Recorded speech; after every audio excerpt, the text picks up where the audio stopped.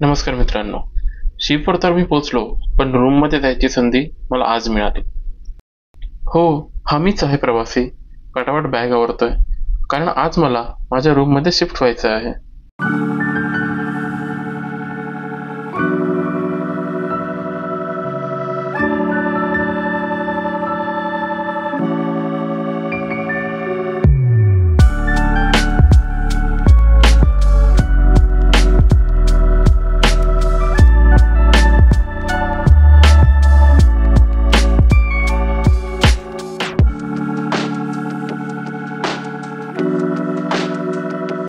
Actually shift join केल्यावर लगेचच आपल्याला आपली रूम मिळत नाही, कारण आपण ज्याला रिलीव्ह करायला येतो तो ती रूम वापरत असतो.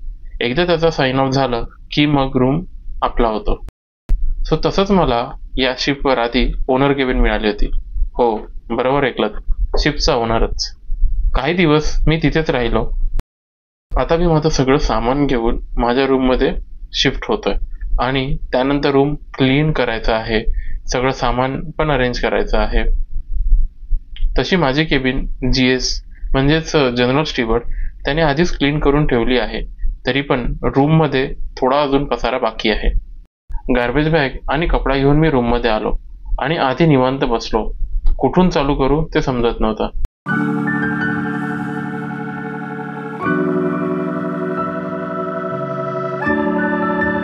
नंतर सरळ उठलो आणि स्पीकर काढला आणि मस्त सॉन्ग ऐकत रूम वापरायला चालू केलं.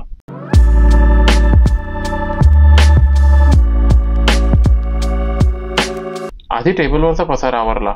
सगळं सामान, वॉकी-टॉकी, नोटबुक, चार्जर, लॅम्प आणि बाकी सगळ्या वस्तू बाजूला ठेवून दिल्या. त्यानंतर अँटी-स्किड मॅट काढून पूर्ण टेबल पुसून घेतला.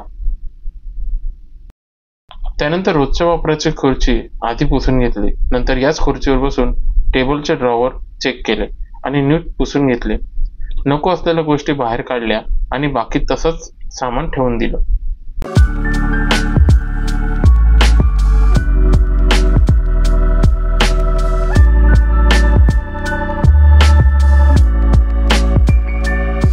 त्यानंतर रूममध्ये अजून एक छोटं टेबल होतं, ते देखील पुसून घेतलं. त्यानंतर रूममधल्या छोट्या कपाटाला उघडलं आणि पाहिलं नक्की आतमध्ये काय आहे. सगळ्या गोष्टी पाहून चेक केल्या आणि नंतर पुन्हा वापरायच्या गोष्टी ठेवून दिल्या. मग कपडे ठेवायचं कपाट चेक केलं, ते देखील व्यवस्थित पुसून घेतलं.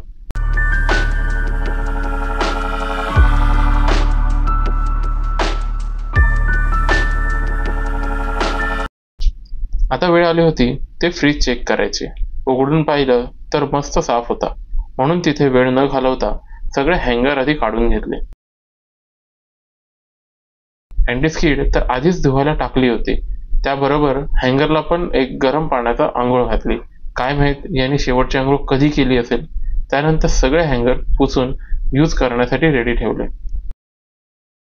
आता वेळ झाली होती ती बॅग ओपन करून सामान नीट लावायची, म्हणून मी बॅगा बेडरूममध्ये शिफ्ट केल्या.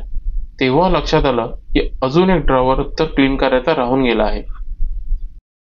लगेचच तो ड्रॉवर क्लीन करून घेतला आणि बॅगा खाली करून घेतल्या.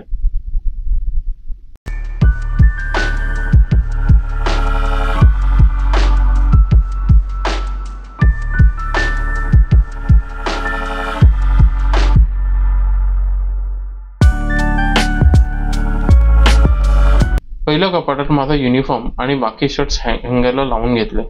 टी-शर्ट आणि रोजच्या वापराचे कपडे पण कपाटात लावून घेतले. त्यानंतर रोजच्या वापरातल्या गोष्टी म्हणजे साबण, क्रीम आणि बाकी सगळ्या गोष्टी बेड खालच्या ड्रॉवरमध्ये ठेवून दिल्या.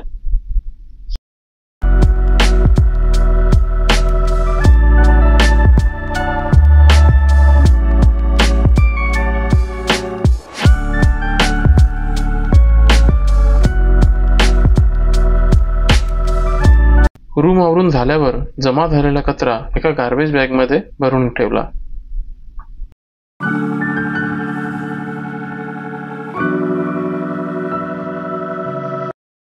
सगळं आवरून झाल्यावर बाथरूमला गरम पाण्याने धुवून घेतलं.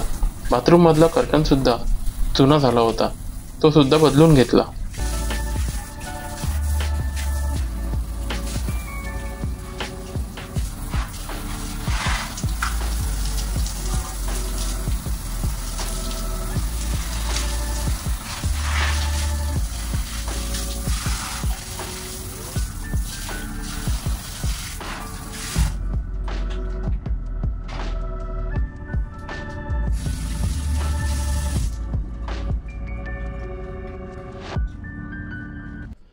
मित्रांनो, आता माझ्या रूमची पूर्ण साफसफाई करून झालेली आहे.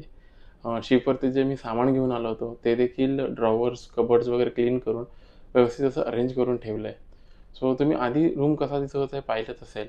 आता रूम कसा दिसतोय, ह्यामधलं अंतर, ह्यामधला फरक तुम्हाला नक्की समजेल. तुम्हाला नक्की कमेंट करून सांगा, की आता तुम्हाला कसं वाटतंय. आणि आता आपण बघून घेऊया शिपवरचा रूम कसा असतो ते.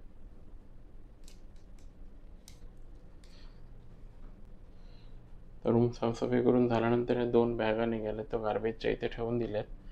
इथे आता दररोजच्या वापरातले शूज आणि एक सँडल ठेवलं आहे.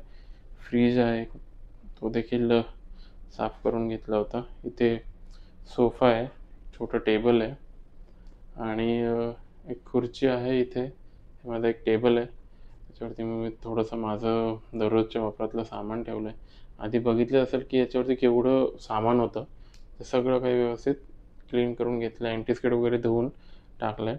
इथे कबर्ड आहे, इथलं कबर्ड वगैरे व्यवस्थित अरेंज करून ठेवलं आहे. सो हा माझा बेडरूम आहे.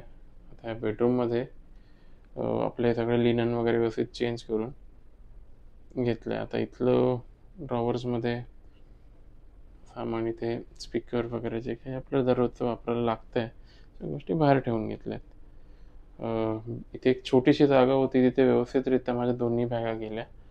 हा माझा वॉर्डरोब आहे, ज्याच्यामध्ये क्लोथ्स सगळे व्यवस्थित अरेंज झालेत.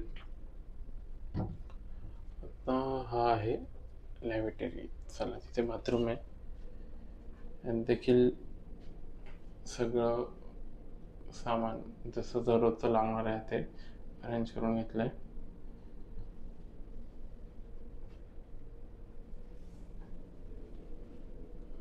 आणि ते शॉवर आहे.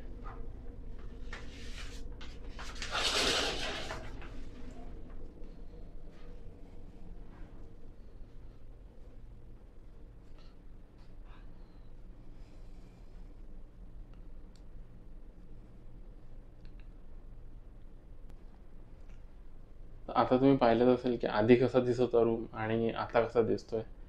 सो सगळं आवरून झालं आहे. सो आता लगेच एक आंघोळ करून घेतो, थोडं फ्रेश वाटेल. 3 तर वाजून गेले आहेत आणि 4 वाजता मला तसंही वॉचवरती जायचं असतं.